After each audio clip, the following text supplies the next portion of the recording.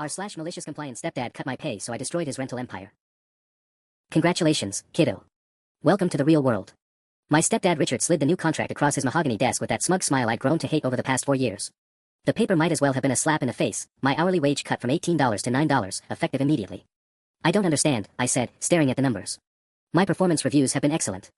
I've saved you thousands in contractor fees. Exactly the problem. Richard leaned back in his leather chair, gesturing around his corner office overlooking downtown. You're getting comfortable. Complacent. At your age, I was working for peanuts and grateful for it. Built character. Right. Character. This from the man who inherited his first 3 properties from his daddy and married my mom partly for her life insurance settlement after my dad died. But I bit my tongue like I always did. The market's tough right now, he continued, straightening his Rolex. Everyone needs to tighten their belts. Even family. Even family. The word stung because we both knew I wasn't really family to him. I was cheap labor with a convenient emotional leash via my mom. For 2 years, I'd been busting my ass maintaining his rental empire while juggling a full-course load in civil engineering. I knew every property in his portfolio better than he did, from the sketchy wiring in the Elm Street duplex to the black mold he painted over in the student housing complex. What if I can't afford to keep working for $9 an hour? I asked. His smile widened. Then you'll figure it out. That's what builds character. Besides, where else are you going to get real estate experience like this? Consider it paid education. Paid education. At $9 an hour to maintain 37 properties scattered across 3 counties. I'd been doing electrical work, plumbing, carpentry, even basic HVAC repairs, saving him probably $60,000 a year in contractor fees. And now he wanted to cut my pay because I was too comfortable. Take the weekend to think about it, Richard said, already turning back to his computer. But this is non-negotiable. Sign by Monday or find other arrangements. I picked up the contract, my hand steadier than I felt. I'll definitely think about it. The drive home was a blur of rage and humiliation. This was about more than money, this was Richard reminding me of my place in his world. The college kid who should be grateful for scraps. The stepson who'd never measure up to his standards. But as I sat in my apartment that night, staring at the contract, something shifted. Richard thought he held all the cards because he owned the properties and cut the checks. What he forgot was that I'd been inside every single unit, seen every corner he'd cut, every code he'd violated, every tenant he'd screwed over. I opened my laptop and started making a list. Not of grievances, though I had plenty, but of facts. Documented, photographable, legally actionable facts. The Elm Street duplex with aluminum wiring that should have been replaced decades ago. The student apartments with emergency exits that didn't actually open. The senior housing complex where he'd been charging utility fees that were definitely illegal under state tenant protection laws. Richard wanted to teach me about the real world. Fine. Time for his first lesson. In the real world, cutting corners eventually catches up with you. I cracked my knuckles and got to work. The next morning, I called in sick to work and spent the day driving around Richard's properties with my camera and a notebook. What I found was worse than I remembered. The Maple Avenue fourplex had a basement flooding issue I'd reported 6 months ago. Instead of fixing the drainage, Richard had me just squeegee the water toward a floor drain every few weeks. Now the wooden support beams were black with rot, and I could smell the mold from the parking lot. Definitely a habitability violation. At the college rentals on Oak Street, I documented the peeling lead paint on the windowsills. Richard knew it was lead. I'd suggested testing when students complained about headaches. His response: just scrape it and paint over it. They're college kids, they're going to trash the place anyway. The senior complex on Pine was the worst. Broken smoke detectors in half the units, a main electrical panel that looked like it belonged in a museum, and rent receipts that showed Richard charging each tenant individually for shared utilities, then pocketing the difference when the actual bills came in lower. By Sunday night, I had a color-coded spreadsheet with 3 categories: building code violations, tenant rights violations, and financial irregularities. 47 items total across 15 properties. Each one photographed, documented, and cross-referenced with the relevant city ordinances I'd been studying in my construction law elective. The beautiful part. I had legitimate access to all of it. For 2 years, Richard had been sending me into these units for inspections and maintenance. I had keys, work orders, even texts from him telling me to handle it quietly when tenants complained. Monday morning arrived gray and drizzling. I printed out the new contract, signed it with a flourish, and walked into Richard's office at exactly 9 a.m. Smart choice, he said, barely glancing up as I placed the signed papers on his desk. I knew you'd see reason. Absolutely, I replied. I've learned so much about the real world this weekend. Something in my tone must have registered because he looked at me more carefully. But I kept my expression neutral, even grateful. Good. Your first assignment at the new rate, Mrs. Chen in Pine Complex Unit 3B is complaining about her smoke detector again. Take care of it. Of course. Should I actually replace it this time, or just take the batteries out like usual? Richard's eyes narrowed slightly. Use your judgment. Perfect. Everything was being recorded on my phone, tucked in my shirt pocket. Got it. Anything else? The Oak Street tenants are asking about that paint situation again. Just tell them we're handling it. Will do. I paused at the door. Oh, and Richard.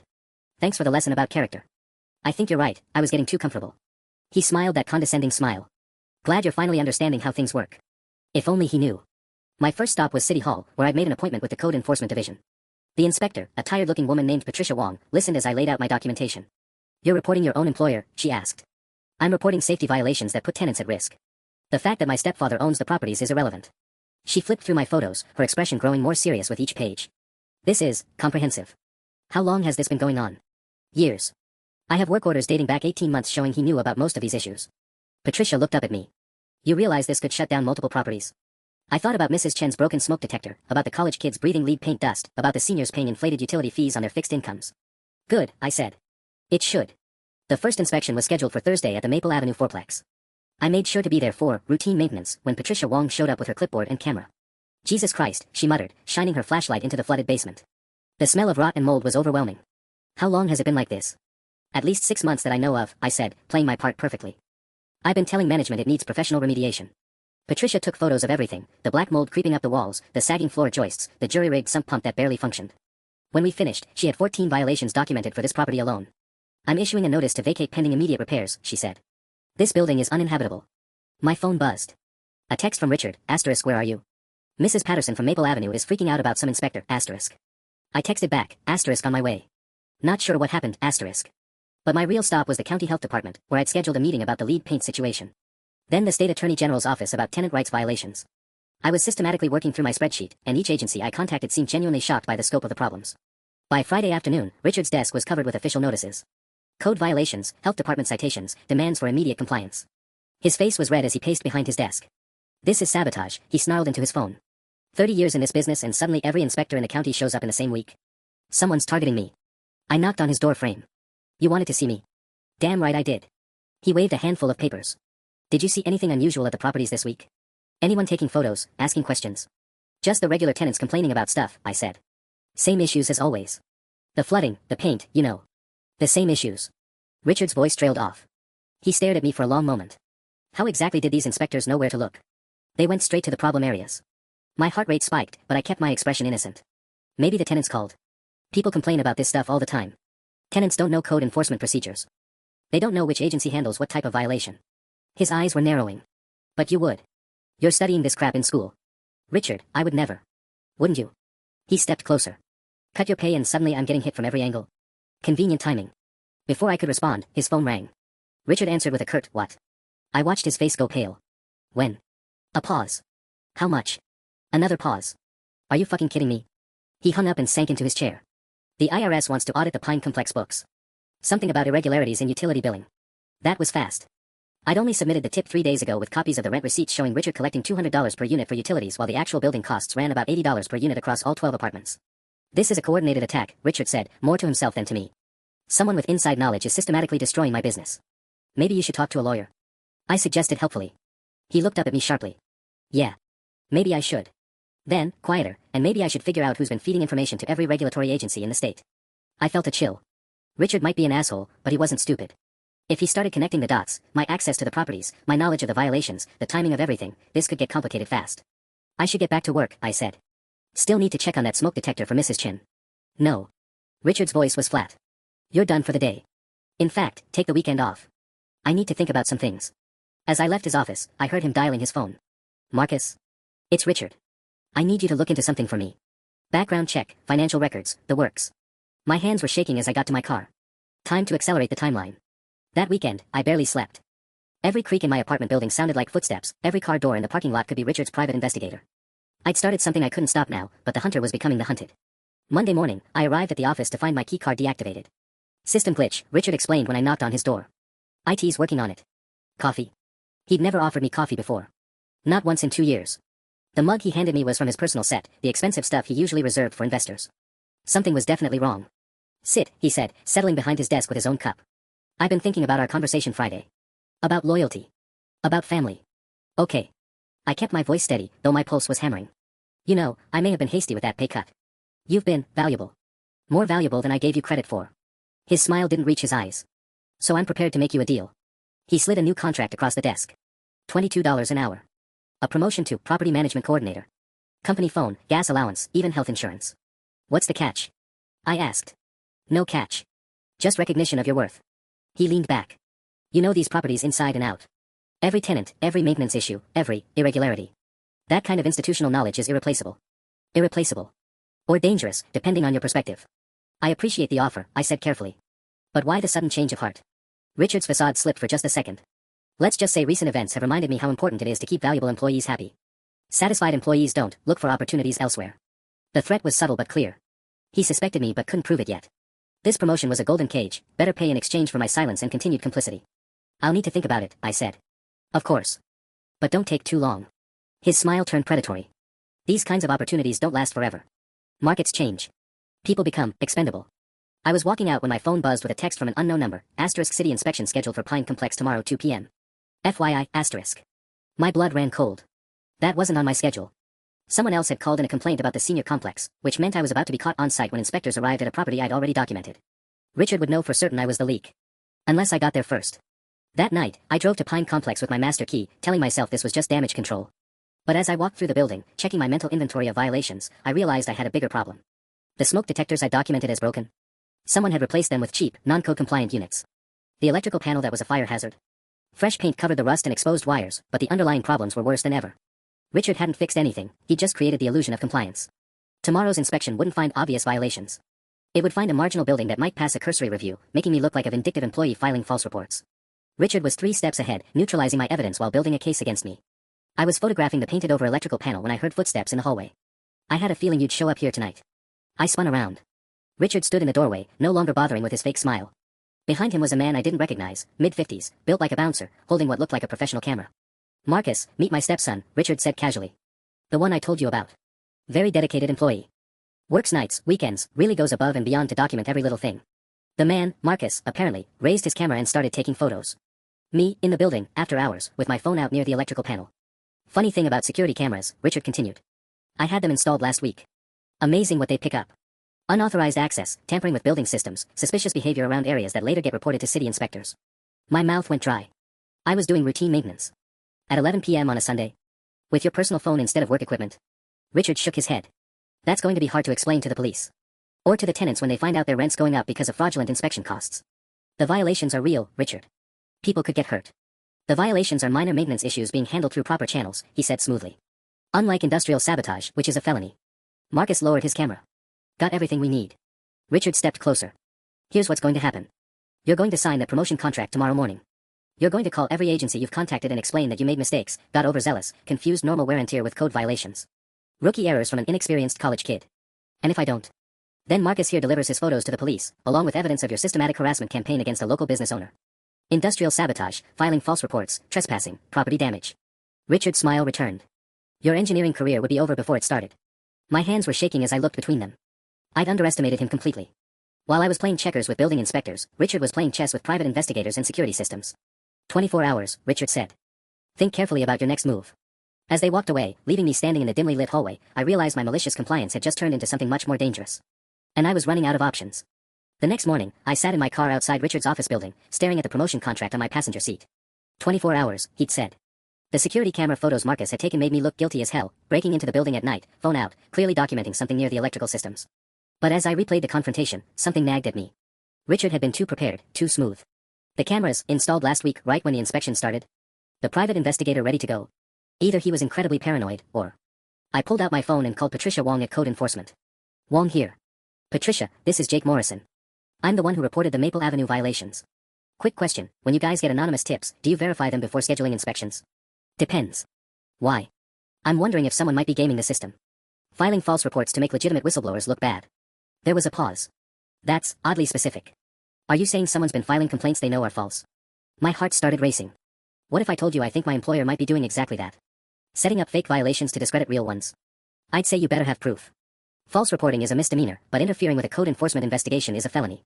After hanging up, I drove to Pine Complex and parked across the street. At exactly 2 p.m., Patricia's city van pulled up, followed by a car I didn't recognize. 2 men in suits got out, one I was pretty sure was Marcus from last night. I watched through binoculars as they conducted the inspection. It took 20 minutes. 20 minutes for a 12-unit building with documented electrical, plumbing, and safety violations. Patricia looked confused as she walked through units that should have been disaster zones but appeared minimally compliant. When they finished, I saw her shaking her head as she talked to the suits. One of them handed her something, a business card, maybe, or documents. Then Marcus pointed directly at my car. Shit. I started the engine and pulled away, but not before seeing Patricia write down my license plate number. My phone rang before I'd gone 3 blocks. Jake, this is Patricia Wong. We need to talk. Now. An hour later, I sat across from Patricia in a downtown coffee shop, watching her flip through a folder that apparently contained my life. So, she said, not looking up. Richard Morrison's stepson. Currently employed by Morrison Property Management. Filed reports on 15 properties owned by your stepfather, all within a 2-week period. The violations are real. Some of them were. She looked up. Others were exaggerated or misrepresented. And a few were completely fabricated. My stomach dropped. That's impossible. I documented everything myself. Really?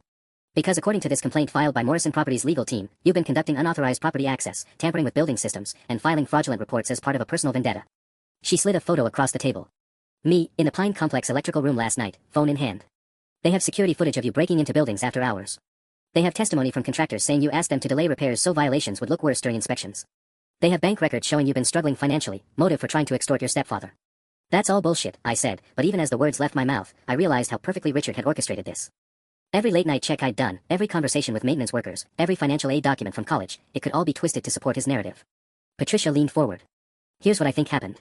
You got pissed about a pay cut and decided to get revenge. Some of your complaints were legitimate, so we took them seriously. But you got greedy, started exaggerating things, and your stepfather caught on. The smoke detectors were broken. The electrical panel is a fire hazard. The utility billing is. The smoke detectors have been replaced.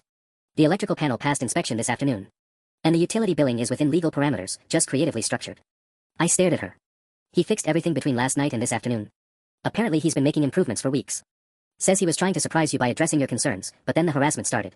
Richard hadn't just covered his tracks, he'd rewritten the entire story. I was no longer the whistleblower exposing his crimes, I was the disgruntled employee making false accusations. What happens now? I asked. Patricia closed the folder. Now you pray Morrison Properties doesn't press charges. Filing false reports is serious, but they seem willing to handle this privately. Family business and all. As I walked back to my car, my phone buzzed with a text from Richard, *, hope your meeting went well. Contract still on my desk. Clocks ticking, *. I sat in the parking lot, realizing the scope of how badly I'd miscalculated. Richard hadn't just defended against my attack, he'd turned it into ammunition. Every move I'd made was now evidence of my guilt, and the agencies I'd thought were my allies now saw me as a problem. But there was something Patricia had said that stuck with me, creatively structured, utility billing. Legal, but creative. Richard might have outmaneuvered me on the building codes, but financial crimes were different. Harder to fix with a coat of paint and some new smoke detectors. I opened my laptop and started digging into the utility billing records I'd photographed. Not just at Pine Complex, but across all his properties. If Richard wanted to play chess, fine. But he'd just taught me that sometimes you have to sacrifice pieces to win the game. That evening, I spread every utility bill and rent receipt I'd photographed across my apartment floor like a detective working a case board. Patricia's words kept echoing, creatively structured. Richard might have fixed the obvious building violations, but financial fraud left a paper trail that couldn't be painted over. The pattern was worse than I'd initially thought. Across all 37 properties, Richard was collecting individual utility fees from tenants, then paying significantly lower master bills to the city. But the real kicker was what he did with multi-unit buildings. He'd bill each unit as if it had separate meters, then pay the actual single building rate. At the Oak Street student housing, 12 units each paid $150 monthly for utilities. But the building's master account showed Richard only paid about $400 total per month. That's an extra $1,400 monthly from just one property. Multiply that across his portfolio, and he was skimming probably $15,000 a month in utility fees alone. I was photographing the most damning receipts when my apartment buzzer rang. Jake. It's your mom. Can I come up? My heart sank. Richard had sent in a heavy artillery. Mom looked exhausted when I opened the door, her usual perfect makeup smudged around her eyes. We need to talk, honey. She sat on my couch, clutching her purse like a lifeline. Richard told me what's been happening. The inspections, the complaints. Jake, how could you do this to our family? Mom, he's been cheating tenants for years. Some of these people are seniors on fixed incomes, students working multiple jobs. He's been providing affordable housing. Her voice cracked. Do you know how many landlords would just evict problem tenants instead of working with them? Richard keeps rents low, he's patient with late payments. He keeps rents low because half his buildings aren't up to code. And he's stealing money through fake utility fees. Mom's face crumpled. Why are you doing this? We finally have stability. I finally have security after your father. She couldn't finish the sentence. The guilt hit like a physical blow. After Dad died, Mom had struggled for 3 years before meeting Richard. I'd watched her stress about mortgage payments, seen her take double shifts at the hospital just to keep us afloat. Richard had rescued us from all that. I know he's been good to you, I said quietly. But that doesn't make what he's doing to his tenants right. What he's doing is running a business. Mom stood up, pacing. You think those inspections don't cost money? You think fighting false complaints doesn't cost money? Every dollar you're costing him comes out of our household, Jake. Out of my security. I hadn't considered that angle. Richard's properties weren't just his income, they were Mom's future. Her retirement, her safety net. By attacking his business, I was attacking her financial stability too. I got a call from Patricia Wong today, Mom continued. She said Richard could press charges but he's choosing not to. Because of family. Do you understand how generous that is? How much restraint he's showing? Generous? I couldn't keep the bitterness out of my voice. Yes, generous. Despite everything you've put him through, he still wants to help you. That promotion he offered. Jake, that's a career-level position. Most people your age would kill for that opportunity. Mom sat back down, reaching for my hands. Please, honey. Just take the job. Apologize to Richard, sign the contract, and we can put this whole mess behind us. We can be a family again. Family again. The word stung because I realized how much I wanted that. Despite everything, I missed the dinners where Richard actually listened to my college stories, the weekends when he'd let me help with the easier property repairs while teaching me about real estate. Before the pay cut, before the ego trips, we'd almost had something like a father-son relationship. I'll think about it, I said finally. Mom squeezed my hands. That's all I ask. Just, think about what really matters here. Think about family. After she left, I stared at the utility records scattered across my floor. All this evidence, all this proof of Richard's financial schemes, and none of it mattered if using it would destroy my mom's happiness and security. Maybe Richard had won after all. Not through superior strategy, but through emotional checkmate. He'd made it impossible for me to hurt him without hurting the person I loved most. My phone buzzed with a text, * heard your mom stopped by. Hope she helped clarify things. Contract expires at 9 a.m. tomorrow. Choose wisely, *. I barely slept that night, staring at the ceiling while mom's words echoed in my head. By 3 a.m., I'd made my decision. I was going to take the promotion, apologize to Richard, and find a way to live with myself. The utility fraud would have to be someone else's fight. But when I checked my email that morning, everything changed. Subject, urgent, Pine Complex. From chen.margaret.3b@gmail.com. * Mr. Morrison, this is Mrs. Chen from Unit 3B. My smoke detector started beeping at 2 a.m. and won't stop. When I took it down, I found this note inside. I think you need to see it, *. The attached photo made my blood run cold. Someone had stuffed a handwritten note inside Mrs. Chen's smoke detector, *. This unit is non-compliant. Installed to fool inspectors. Replace with proper unit before someone dies. A friend, *. I stared at the message, my mind racing. I hadn't written that note. But someone wanted it to look like I had. Someone was escalating this beyond property violations into outright sabotage accusations. My phone rang. Richard. Congratulations, his voice was ice cold. You just graduated from harassment to criminal mischief. Breaking into units to plant evidence. That's felony territory, kiddo. Richard, I didn't write that note. I've never been inside Mrs. Chen's apartment. Really? Because I have security footage of you entering Pine Complex with your master key 3 times this month. And now suddenly there's a threatening note hidden in building equipment. What's next? Are you going to start cutting brake lines? The accusation hit like a slap. You think I'd actually endanger people? I think you're a vindictive little shit who's in way over his head. Richard's voice softened dangerously. But here's the thing, I still want to help you. One last chance. Get to my office in 30 minutes, sign the contract, and we'll call this a mental health episode. Stress from school, family pressure, whatever. Everyone gets counseling, everyone moves on. And if I don't? Then I call the police about the note, show them the footage of your unauthorized building access, and let them connect the dots. Your mom can visit you in county lockup. The line went dead. I sat in my car outside Pine Complex, staring at Mrs. Chen's email. Someone had planted that note, but who? And why escalate things when Richard already had me cornered? Unless. I walked into the building and knocked on Mrs. Chen's door. She answered clutching the smoke detector, looking frightened and confused. Mrs. Chen, can I see the note again? She handed it over reluctantly. The handwriting was neat, deliberate. Too neat. I pulled out my phone and compared it to photos I'd taken of work orders around Richard's office. My stomach dropped. The handwriting matched Marcus's signature from the private investigation reports. Richard hadn't just caught me planting evidence, he'd planted it himself. Mrs. Chen, when exactly did this start beeping? 2 in the morning. But that's strange, the maintenance man just replaced it yesterday afternoon. Said it was a safety upgrade. Yesterday afternoon. Right after the inspection Patricia had conducted. Richard wasn't just covering up violations, he was manufacturing evidence to frame me for terrorism charges. I handed back the note, my hands shaking with rage. Mrs. Chen, I need you to call the police. Not building inspectors, not code enforcement. The police. Tell them someone's been tampering with safety equipment in your building. Should I mention you were asking about it? Definitely mention that. And Mrs. Chen. Save that note. Don't let anyone else handle it without gloves. As I walked back to my car, my phone buzzed with another text from Richard, * 20 minutes now. Clock's ticking, *. But for the first time since this started, I wasn't thinking about that contract. I was thinking about fingerprints on handwritten notes, about security footage that might show Marcus instead of me, about the difference between civil violations and criminal fraud. Richard wanted to play hardball. Fine. But planting evidence was a two-way street, and he'd just made a mistake that could bring down more than just his rental empire. I started driving toward downtown, but not to Richard's office. I had a stop to make first. Time to teach my stepfather about the real world. The police station's lobby smelled like disinfectant and stale coffee. I clutched Mrs. Chen's email printout, my hands still shaking from adrenaline and rage. The desk sergeant looked up with the weary expression of someone who'd seen every possible human drama. I need to report evidence tampering and possible fraud, I said. 20 minutes later, I sat across from Detective Sarah Reeves, a sharp-eyed woman in her 40s who listened without interruption as I laid out everything. The utility fraud, the building violations, Richard's sudden fixes, and now the planted note.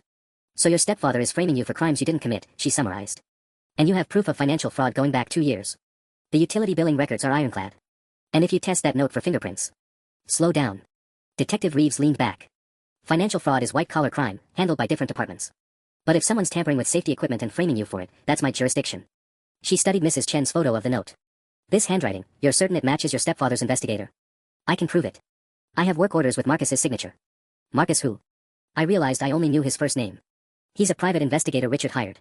Mid-50s, built like a bouncer, professional camera equipment. Detective Reeves made notes. I'll need those work orders, the utility records, everything you've documented. And I'll need to interview Mrs. Chen independently. My phone rang. Richard again. I showed the screen to Detective Reeves. Answer it, she said. Put it on speaker. Where the hell are you? Richard's voice filled the small room. Contract expires in 10 minutes. I'm busy right now, Richard. Busy? His laugh was harsh. Kid, you have no idea how deep a hole you've dug. That stunt with Mrs. Chen's smoke detector. I've got 3 other tenants ready to testify about suspicious maintenance activities. Pattern of behavior, systematic harassment. Detective Reeves raised an eyebrow. Richard was digging his own grave. I didn't plant anything in Mrs. Chen's apartment, I said. Right. And I suppose the security footage is fake too. The footage showing you entering that building multiple times after hours. Security footage can be edited, Richard. Timestamps can be altered. There was a pause. What the fuck are you implying? I'm implying that maybe the police should take a look at your whole operation. The utility billing, the building violations, the convenient evidence that keeps appearing right when you need it. You little bastard. Richard's voice turned vicious. You think you're smart. Your mother's going to be heartbroken when she finds out what you've become. A criminal. A terrorist threatening innocent people. Detective Reeves held up a hand, signaling me to keep him talking. Mom will understand when she learns the truth, I said. About the money you've been stealing, the safety violations you've been covering up. The only thing she'll understand is that her son chose to destroy the family that took him in. But don't worry, I'll take care of her. She won't have to visit you in prison. The line went dead. Detective Reeves was already reaching for her radio. That sounded like a threat against your mother, she said. And possibly witness intimidation. My stomach lurched. I hadn't considered that Richard might retaliate against Mom. She was at work at the hospital, probably safe, but for how long? I need to call her, I said. In a minute. First, I need those utility records and work orders. Everything you've got. This just became a lot bigger than property violations. As I pulled up files on my phone, Detective Reeves was coordinating with other departments. White-collar crime for the financial fraud. Code enforcement for the safety violations. And now potentially domestic threats. Your stepfather's made a critical error, she said, reviewing my documentation. He's escalated this beyond civil disputes into criminal territory. The planted evidence, the threats, that changes everything. My phone buzzed with a text from Mom. Richard says you're in serious trouble. Coming to get you. Where are you? Shit, I muttered. He's getting to her first. Controlling the narrative. Detective Reeves looked up sharply. Where would he take her? Probably home. Or his office. I felt panic rising. Detective, my mom doesn't know about any of this. She thinks I'm the one causing problems. Then we better move fast. Because if your stepfather's as smart as you say, he's about to make sure all the witnesses see things his way. She stood up, grabbing her jacket. Time to pay Morrison Properties a visit. As we headed for the door, I realized the game had changed completely. This wasn't about malicious compliance anymore. This was about protecting my mom from a man who just revealed how far he was willing to go to win. The police station's fluorescent lights felt harsh as Detective Reeves coordinated with her team. I kept checking my phone, waiting for another text from Mom, but the silence was worse than Richard's threats. Detective, how long before we can get to his office? I asked, watching her juggle 3 different phone calls. 20 minutes if traffic cooperates, she said, hanging up. But Jake, I need you to understand something. If your stepfather's been planning this as carefully as you say, he's probably already 3 moves ahead. My phone finally buzzed. Not Mom, Richard. Your mother's very upset. She's here at the office, trying to understand how her son became a criminal. Maybe you should come explain yourself. Alone. I showed the text to Detective Reeves. Her expression darkened. Classic hostage psychology. He's isolated her, controlled the information flow, and now he wants you to come to him on his terms. But she's not actually a hostage, right? I mean, she went there willingly. Detective Reeves gave me a look that made my stomach drop. Depends on what he's told her. If she believes you're dangerous, if she thinks she needs his protection. Another text, tick-tock, kiddo. Your mom's asking some hard questions about your behavior lately. Might be time for some difficult conversations about your mental health. Stress can make people do unpredictable things. He's setting up an insanity defense, I realized. Making it look like I've been having a breakdown. Smart. Discredits your testimony and explains away your accusations as delusions. Detective Reeves grabbed her keys. But he made one mistake. He kept you talking on that recorded phone call, and threatening witnesses is still a felony regardless of your mental state. As we headed for her unmarked car, my phone rang. Mom's number. Jake. Her voice sounded strained, distant. Honey, where are you? Richard's showing me some very disturbing photos. And there are all these official-looking documents. Mom, I'm okay. I'm with the police actually, trying to sort this whole thing out. The police? Her voice pitched higher. Oh God, Jake, Richard said you might be in real trouble, but I didn't think. What have you done? I could hear Richard's voice in the background, a low murmur I couldn't make out. Coaching her, probably. Feeding her lines. Mom, listen to me carefully. I didn't do anything wrong. He's been nothing but good to us. The words came out sharp, rehearsed. After your father died, when we had nothing, Richard gave us everything. And this is how you repay him. By trying to destroy his business with lies. Detective Reeves was driving fast but not running sirens, didn't want to spook Richard into doing something desperate. I could see his office building in the distance. The lies aren't mine, Mom. Please, just wait until. I can't wait. Her voice cracked. Richard says you've been breaking into buildings, planting evidence, filing false reports with the government. He has photographs, Jake. Security footage. How do you explain that? I couldn't. Not in a way she'd believe over the phone, not when Richard was standing right there filling her head with his version of events. Just, don't sign anything until I get there, okay? Promise me that. Sign anything. Jake, what are you talking about? But the line went dead. Detective Reeves was already calling for backup units as we pulled into the parking garage. Whatever he's got planned up there, she said, checking her radio, he's running out of time and options. That makes him dangerous. As we rode the elevator to the 15th floor, I realized Richard had orchestrated this perfectly. Mom isolated and confused, me looking guilty as hell, and enough legitimate evidence of my suspicious behavior to muddy any investigation. The elevator dinged softly as we reached his floor. Remember, Detective Reeves said quietly, let me do the talking initially. And Jake? Whatever you see or hear in there, don't react. He's going to try to provoke you into doing something that makes you look unstable. The office doors were glass, and I could see into Richard's corner office. Mom sat in a chair across from his desk, papers spread in front of her, her shoulders shaking like she was crying. And Richard was standing behind her, one hand on her shoulder in what probably looked like comfort but felt like control. He saw us coming and smiled. Detective Reeves pushed through the glass doors with quiet authority, her badge visible but not aggressively displayed. I followed, my heart hammering as I saw Mom's tear-streaked face look up in confusion. Mrs. Morrison, Detective Reeves said calmly. I'm Detective Sarah Reeves. I'd like to speak with you privately about some concerns regarding your son. Richard's hand tightened on Mom's shoulder. Detective, I appreciate you coming, but this is really a family matter. Jake's been under tremendous stress lately, college, work, financial pressures. We're handling it internally. I'm sure you are. Detective Reeves smiled professionally. But when citizens report evidence tampering and we receive threatening phone calls, it becomes our matter too. Mom looked between us, bewildered. Evidence tampering. Richard said Jake was filing false complaints, but... Ma'am, what exactly has Mr. Morrison told you about your son's activities? Before Mom could answer, Richard stepped forward. I've told her the truth. That Jake's been systematically harassing my tenants, filing fraudulent reports with city agencies, and now apparently planting evidence to support his false claims. He gestured to the papers spread across his desk. Security footage, tenant complaints, documentation of property damage, all pointing to someone with inside access conducting a harassment campaign. Detective Reeves picked up one of the documents. These are impressive. Very thorough. Almost like they were prepared in advance. I've been documenting everything since the suspicious activity started, Richard said smoothly. For insurance purposes, you understand. Never thought I'd need it as evidence against family. I watched Mom absorb this, saw her looking at me with growing doubt. Richard's narrative was seamless, reasonable. A concerned stepfather trying to protect his business and get help for his troubled stepson. Mrs. Morrison, Detective Reeves said, has your husband discussed any financial irregularities in his business recently? Accounting issues, billing disputes, anything like that? Mom shook her head. No, nothing like that. Richard's always been very careful with money. Very honest. She looked up at him with something like gratitude. He saved us after my first husband died. Of course he did. Detective Reeves made a note. And Jake, when did you first notice these alleged building violations?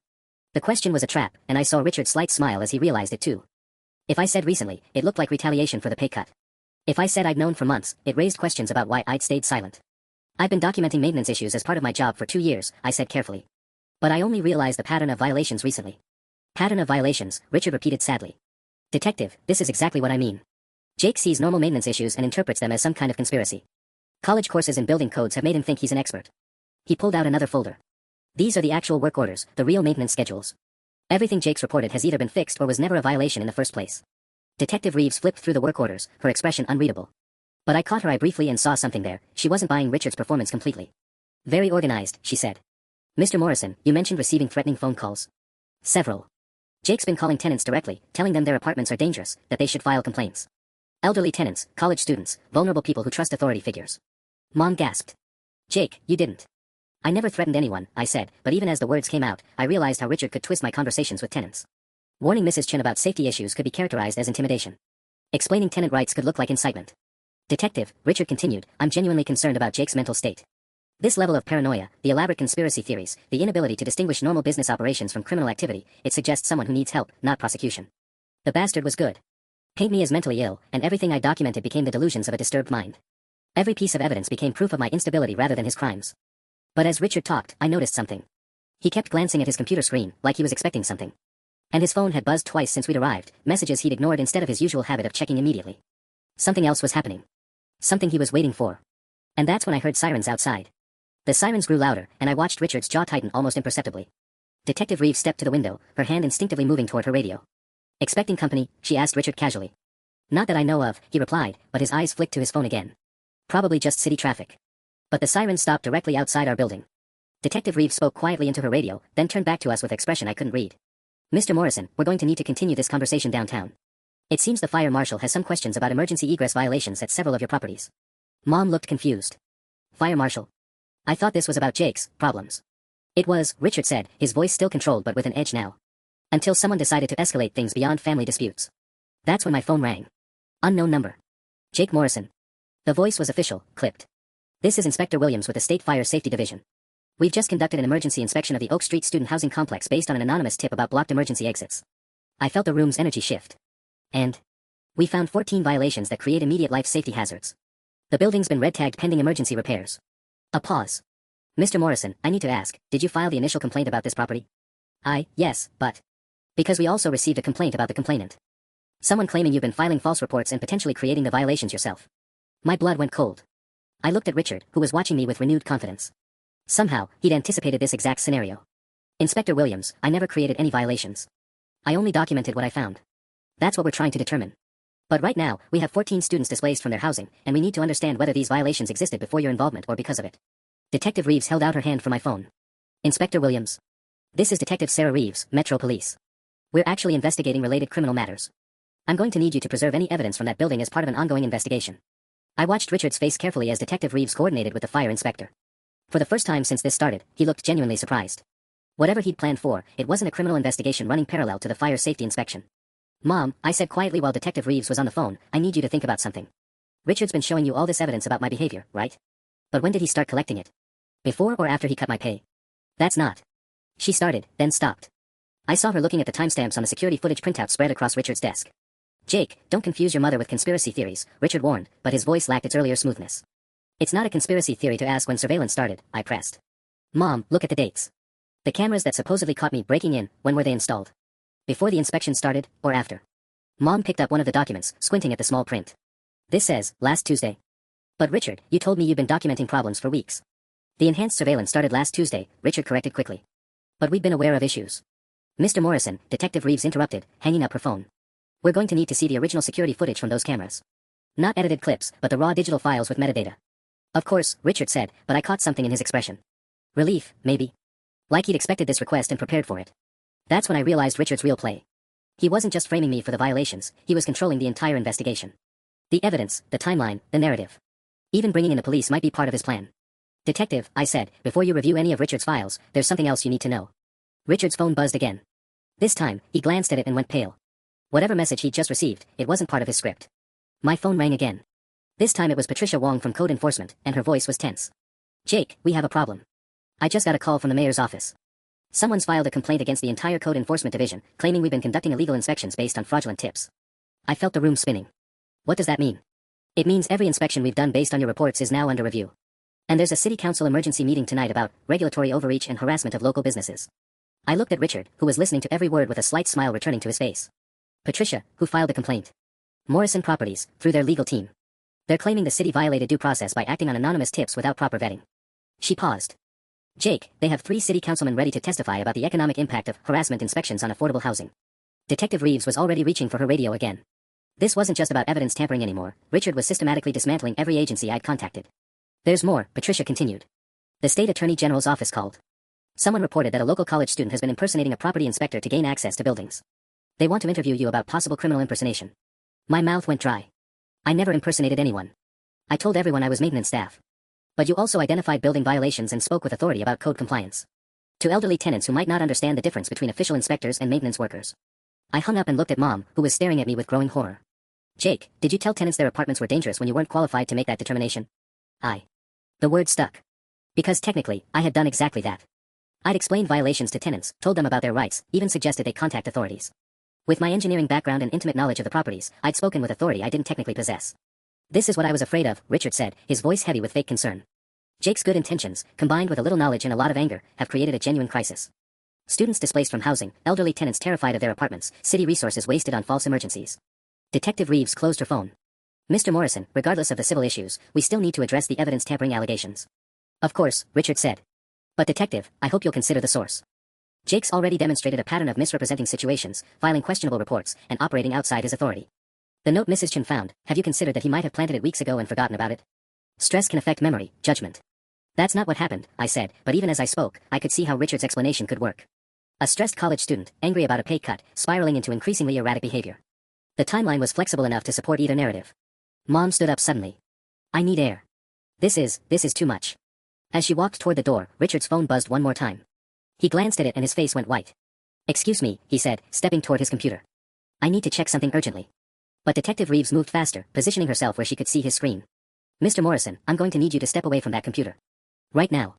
"Detective, this is my private office. And this is now a crime scene." Everyone stepped back from the desk. Something had shifted in the room's dynamic, but I couldn't tell what. Richard looked genuinely panicked for the first time, and Detective Reeves was treating this like an active investigation rather than a family dispute. Whatever was on that computer screen, it had just changed everything. Detective Reeves positioned herself in front of Richard's computer while calling for backup on her radio. The screen was still visible from where I stood, and what I saw made my stomach drop. Multiple browser tabs were open, property management software, bank accounts, and what looked like a messaging app with several active conversations. But it was the email thread that caught my attention. Subject line, emergency cleanup, Morrison investigation. "Mr. Morrison," Detective Reeves said firmly, "I'm going to need you to step away from all electronic devices." "This is harassment," Richard snapped, but his usual composure was cracking. "I have business to conduct." "Not anymore." She was reading something on the screen that I couldn't see clearly. "Jake, what did you say earlier about utility billing records?" "He collects individual fees from tenants but pays master rates to the city. Pockets the difference." Richard's face flushed. "That's a completely legal fee structure." "Maybe," Detective Reeves interrupted. "But what's interesting is this email thread discussing document revision and timeline adjustment. Sounds like someone's been altering records in real time." That's when I understood why Richard had been so confident. He hadn't just prepared evidence against me, he'd been actively modifying financial records to cover his tracks as the investigation unfolded. The timestamps on banking records, the utility payments, even the lease agreements could all be backdated or adjusted. "Detective," I said, pulling out my phone, "I have original photos of utility bills and rent receipts from before any of this started. Unedited metadata." Richard moved toward his desk, but Detective Reeves blocked him. "The computer stays untouched until forensics arrives. You can't just seize my business equipment without a warrant." "Actually, I can if I have reasonable suspicion of evidence tampering." She gestured to the screen. "And an email thread about cleaning up loose ends gives me exactly that." Mom had been watching this exchange from the doorway, her face cycling through confusion, fear, and something that might have been recognition. "Richard," she said quietly, "what are they talking about?" "What documents?" "Nothing, sweetheart. Just business accounting. These people are turning routine bookkeeping into some kind of criminal conspiracy." But I could see doubt creeping into Mom's expression. The smooth explanations that had worked 10 minutes ago weren't landing the same way now that Detective Reeves was treating Richard like a suspect instead of a victim. My phone rang again. This time it was a number I didn't recognize, but the voice was familiar. "Marcus, Richard's private investigator." "Jake. We need to talk. Right now." I looked at Detective Reeves, who nodded and gestured for me to put it on speaker. "I'm here with the police, Marcus. Whatever you want to say." "Good, they should hear this." His voice was tense, urgent. "I just found out what Richard really hired me for. It wasn't just to investigate you, he wanted me to create evidence. Fake security footage, planted documents, manufactured witness statements." The room went dead silent. Richard was staring at the phone with pure fury. "That's a lie," he said flatly. "Marcus is obviously trying to save himself from conspiracy charges. Is it a lie that you asked me to install cameras after Jake's inspection started, then backdate the installation logs?" Marcus's voice came through clearly. "Is it a lie that you had me plant that note in Mrs. Chen's smoke detector?" Mom gasped, her hand flying to her mouth. "I have recordings of our conversations, Richard. And I'm done being part of whatever this is." Detective Reeves was already calling for additional units. "Mr. Morrison, you're going to need to come with us for questioning." Richard looked around the room, at Mom's shocked face, at me, at Detective Reeves closing in. For the first time since this whole thing started, he was cornered with no prepared responses. And that's when he made his biggest mistake yet. "You want to know the truth?" Richard's voice turned cold, all pretense dropping away. "Fine. Jake's right about everything. The utility fraud, the building violations, all of it. But you know what? I've been doing it for years, and nobody gave a damn until this little bastard decided to get revenge." Mom's face went white. "Richard, what are you saying?" "I'm saying I built an empire by being smarter than the system. You think those code inspectors actually care about tenant safety? They care about fees and paperwork. You pay the right people, make the right donations to city council campaigns, and suddenly violations become recommended improvements with flexible timelines." Detective Reeves was frantically signaling for him to keep talking while backup units surrounded the building. Jake thought he was so clever, documenting everything like some kind of crusading journalist. What he didn't realize is that I've been paying off half the people he was reporting to. Patricia Wong. She's been on my Christmas bonus list for 3 years. My heart sank. If Richard had corrupted the very agencies I'd contacted, then everything I'd done was pointless. Worse than pointless, it had just given him a list of who needed bigger bribes. But then Marcus here got greedy, Richard continued, his anger building. Started asking for more money to keep manufacturing evidence. Wanted a piece of the real estate portfolio instead of just his investigation fees. Marcus's voice crackled through the phone speaker, "Because you were asking me to commit felonies. Planting evidence, creating false documents, that's not private investigation, that's criminal conspiracy." "Criminal conspiracy," Richard laughed bitterly. "Marcus, you think small time. This whole city runs on criminal conspiracy. The permits office, the zoning board, the housing authority, everyone has their price. I just got good at paying it." Mom sank into the chair, her hands shaking. "The money for our house, for my car, for Jake's tuition help, where did it come from?" "Tenant fees, mostly. Little old ladies who don't question their utility bills. College kids whose parents just want them housed safely. Immigrant families who are grateful for any landlord who doesn't ask too many questions about documentation. Each word was like a physical blow to my chest. I'd known Richard was cheating tenants, but hearing the casual way he described exploiting vulnerable people made me sick. Detective, Richard turned to Reeves with renewed confidence. You can arrest me for fraud if you want. But I guarantee you'll find that half your department has received consulting fees from Morrison Properties over the years. Security services, event sponsorships, police charity fundraisers, it's all connected. Detective Reeves's expression hardened. Are you confessing to bribing police officers? I'm confessing to being a successful businessman in a corrupt system. The question is whether you want to tear down that system or just arrest the one guy stupid enough to tell the truth about it. My phone started buzzing with notifications. Text messages, missed calls, emails, something was happening outside this room. Jake, Marcus's voice came through the speaker again, check your email. I just sent everything to you, Detective Reeves, and the FBI field office. Every recording, every fake document, every bribe receipt I could find. Richard's face went from confident to panicked in seconds. Marcus, you son of a bitch. And I sent copies to the local news stations too. Channel 7 is already setting up outside the building. That's when I heard shouting from the hallway. Security guards, reporters, the chaos of a story breaking in real time. Richard looked out his office window at the news vans pulling up, then back at Detective Reeves. You have no idea what you're unleashing here. This goes way beyond one landlord cutting corners. But his threats felt hollow now. The careful control he'd maintained over information, over narratives, over people, it was all unraveling faster than he could contain it. And judging by the growing crowd of law enforcement officers I could see through the glass doors, we were just getting started. The next 3 hours felt like a fever dream. Federal agents arrived to seize Richard's computers and files while news crews broadcast live from the parking lot. Detective Reeves coordinated with multiple agencies as the scope of corruption became clear. Richard hadn't been exaggerating about how deep this went. But the moment that made everything worth it came when Mrs. Chen called my phone directly. Jake, her voice was shaky but determined, I just watched the news. That man on TV, he's been stealing from all of us, hasn't he? Yes, Mrs. Chen. For years. Then I want to do something about it. We all do. By evening, I sat in the Pine Complex community room watching 37 tenants, seniors, students, families, organize the largest tenant rights action the city had seen in decades. Mrs. Patterson from Maple Avenue stood at the front with a legal pad, coordinating with the tenant rights lawyers who'd arrived after seeing the news coverage. The utility overcharges alone, one lawyer explained, could result in restitution payments of over $400,000 across all properties. Plus punitive damages. Richard was in federal custody, facing charges that would likely keep him in prison for years. More importantly, Marcus's evidence had triggered investigations into the city officials who'd enabled him. Patricia Wong was already suspended pending review. But the best part was watching my mom.